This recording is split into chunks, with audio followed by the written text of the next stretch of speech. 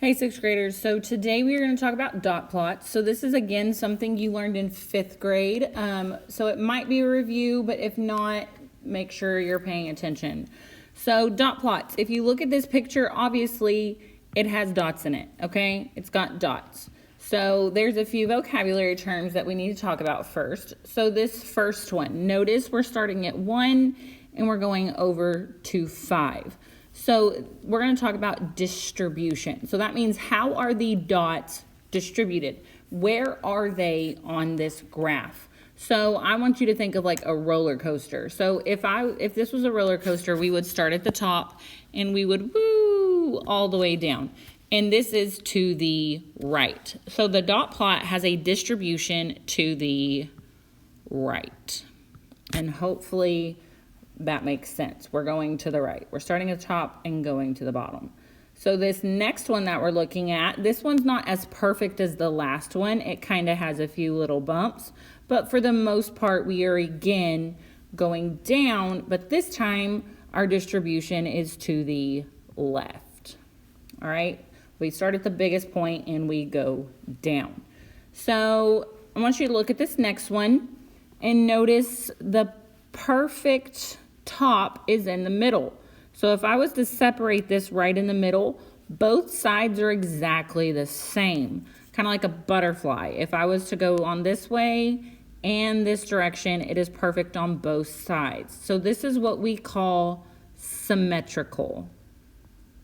And make sure you spell this correctly. Symmetrical, like a butterfly. It has a symmetrical distribution. It is perfect on both sides. If we were to fold it in half, it would be the same. And then if we take a look at this last one, the top part is here, but if I go this way, it's kind of crazy. And then if I go on this side, so neither side's the same. It's not going one direction or the other. It's just kind of all over the place. This is what we call asymmetrical. So that A is kind of like a knot, asymmetrical. Again, make sure we spell that correctly. So symmetrical is like a butterfly, it's perfect. Asymmetrical means it is not perfect on both sides. It's just kind of all over the place.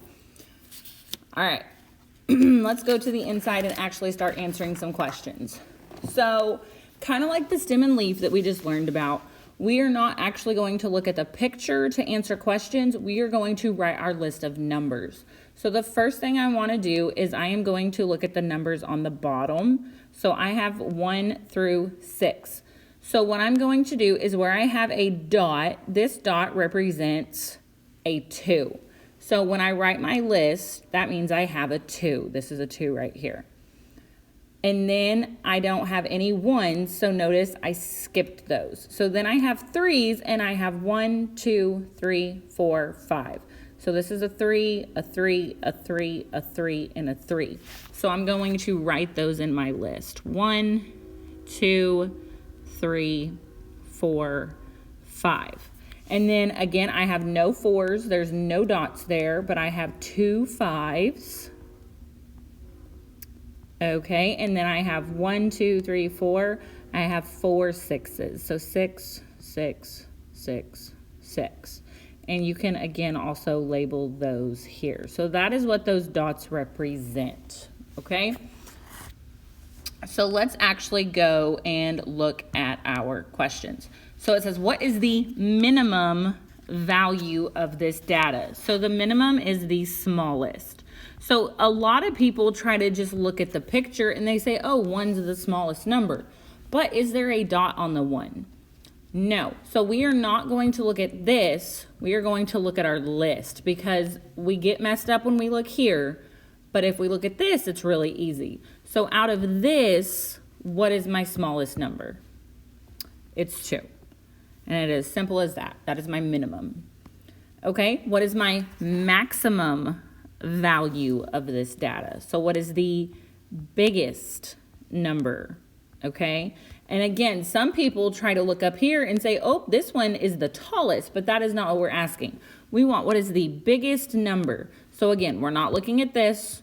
We are looking at our list. What is our biggest number?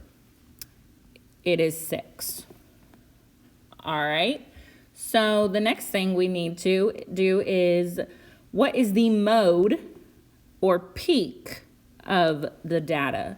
So mode is most repeated, or peak, think about a mountain peak. Where is a mountain peak?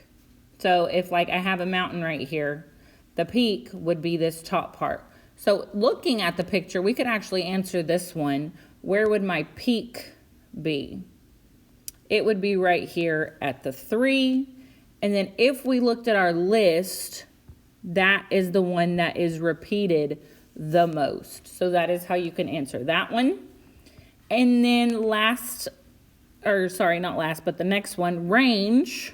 Again, for some reason, we're still struggling with this. This is big number minus the small number. We're not writing them big to small. We are subtracting. So again, looking at my list, what's my big? 6. What's my small? 2. 6 minus 2 is 4. So my range is 4. All right. Moving on to the next one. It says, what is the mean? Sorry, the mean of the data is blank. So we need to find the mean. To find the mean, we have to add all our numbers and then divide by how many numbers we have. So let me zoom out a little bit so I can see all of my data. So I have a 2, and then I am going to kind of think of multiplication when I'm adding. So instead of doing 3 plus 3 plus 3, I have 1, 2, 3, 4, 5, and 3 5s is 15. And then I'm going to do the same for, I have 2 5s, which is a 10. And then I have 1, 2, 3, 4 6s, and 4 6s is 24. So that's just an easier way. Instead of adding 2 plus 3 is 5, plus 3 is 8. So now I can stack these up a little bit easier. 2 plus 15 gives me 17, plus 10 plus 24. 17 plus 10 is 37, plus 24. Now I cannot do that one in my head, so I'm going to stack that. 37 plus 24 gives me 1, so 61. Okay, so I have 61, and then I have to divide by the amount of numbers I have. So I have 1, 2, 3, 4, 5, 6, 7, 8, 9, 10, 11, 12. 12 numbers. So I'm dividing by 12. Whoop. 61 divided by 12. There we go.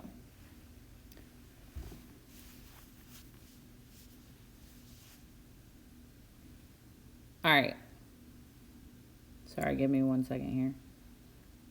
I just realized, sorry, I did 17 plus 10 and got 37. That should have been 27. That's what happens when I do mental math. So that should have been a 27.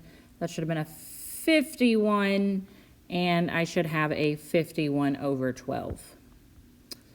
This is what happens when I do math in my head. All right, 51 over 12. Now I can cowboy and horse that. So I have 51 inside, 12 outside. So 12 cannot go into 5. It can go into 51 4 times. That gives me 48. Subtract, I get 3. Okay, I have to add a decimal and a 0. 12 goes into 32 times, which gives me 24. Subtract to get 6. I need another donut. 12 goes into 65 times, which finally gives me 60. So the mean is 4.25. All right, finally got that. I'm going to erase my stuff just for the sake of cleanliness, but obviously you need to keep yours. All right.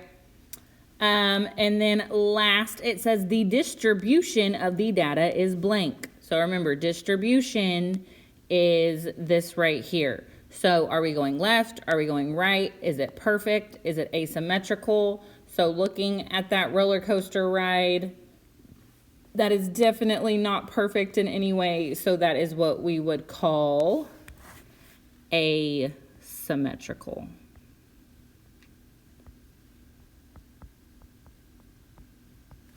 All right. Last page. Okay. The dot plot shows the number of packages mailed by the last 10 customers at the post office. So we have a dot plot. These are packages. So let's go ahead and write out our list. So I have 1, 0. So that's a 0. And then I have a 1, 1, 1. So 1, 1, 1. And then I have 2, 2, 2, 2, 2. 1, 2, 3, 4, 5. 1, 2, 3, 4, 5. Nothing is on 3 or 4, and then I have 1, 5. All right, so let's go through and answer these questions. It says, where are the numbers clustered? So we need to know what the word clustered means. So it's kind of like a group or a crowd. So essentially, where are most of my numbers grouped together? So if we're looking at the list, you can answer that, or you can look at your picture. So where are most of my numbers? They are over here on this side, because that 5, he's all by his lonesome. So my cluster would be 0 to 2. So between 0 and 2, that's where most of my numbers are. They are crowded in that area. All right, we already talked about peak. So think of like a mountain. So if I was to draw this, where would my peak go? Okay, it would be at the 2. Peak is 2. And then it says, is there a gap in the data? So let's look at our picture up here. So we have 0, 1, 2s, but there's nothing in the 3 and the 4. So when we have a gap, that's like a hole. There's nothing there. Okay, so this right here is my gap. So the question is there a gap in the data? Yes. Okay, because there's no 3s and no 4s. And then lastly, it says the interquartile range, okay? Remember, that is Q3 minus Q1. So before we can find those, we have to find the median. So we're going to go back up to our list, which we already wrote, and we need to find the median first. So I'm going to mark and work my way in.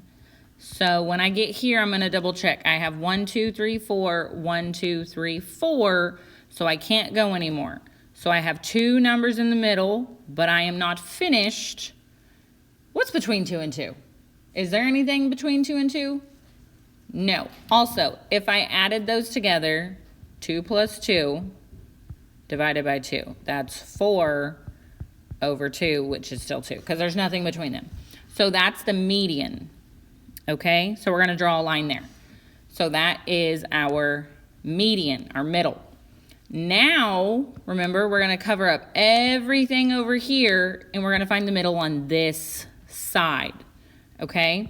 So we're going to do that. So I'm going to go 0, 2, 1, 1.